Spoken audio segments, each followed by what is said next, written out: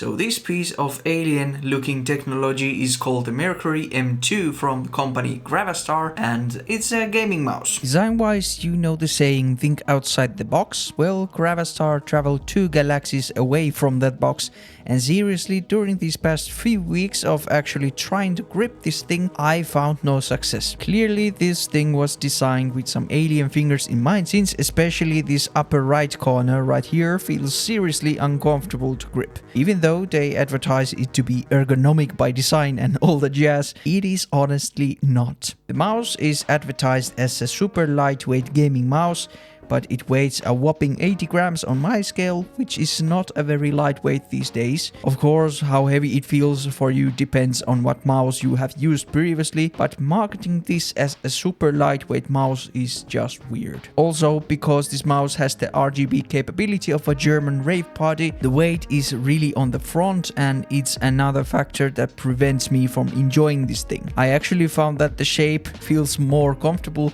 to hold backwards, which is interesting, I suppose.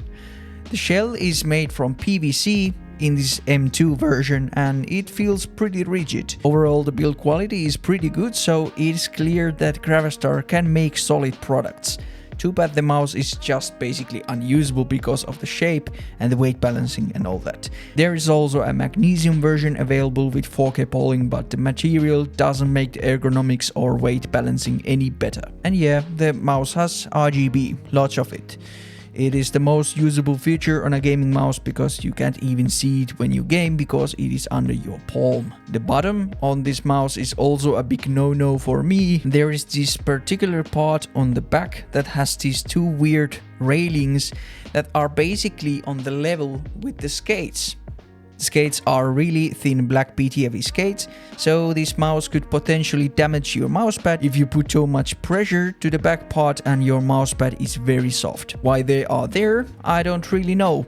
Maybe the AI that designed this mouse was preparing some sort of human extermination starting with the mousepads. Main buttons are positioned very far apart from the scroll wheel, and they are tilted quite aggressively, like this. So the mouse forces my fingers to be more apart than what's comfortable for me. The click feeling is pretty nice, however, so props for that. I have no idea what particular switches they are using in this, and I have no interest in opening this mouse since I have a feeling it would be somewhat painful process. But these are pretty light to actuate and have a really minimal post and pre-travel. Side buttons are actually magnetic, which is pretty weird. Maybe this is so left-handers can also experience the discomfort of trying to grip this mouse without the side buttons getting in the way or something.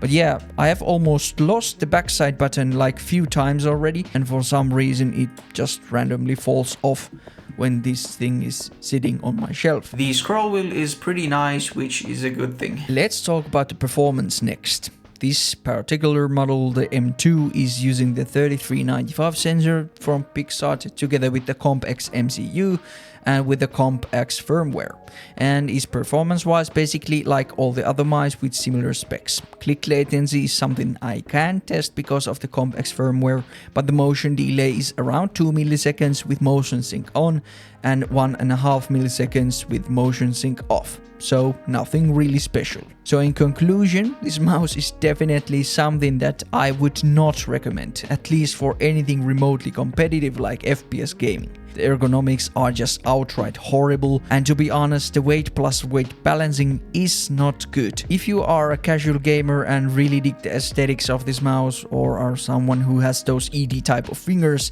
then I guess go for it. Try if it suits you and if you can game beyond limits with this thing. But that's it for this video. Thanks for watching and see you on the next one. Goodbye.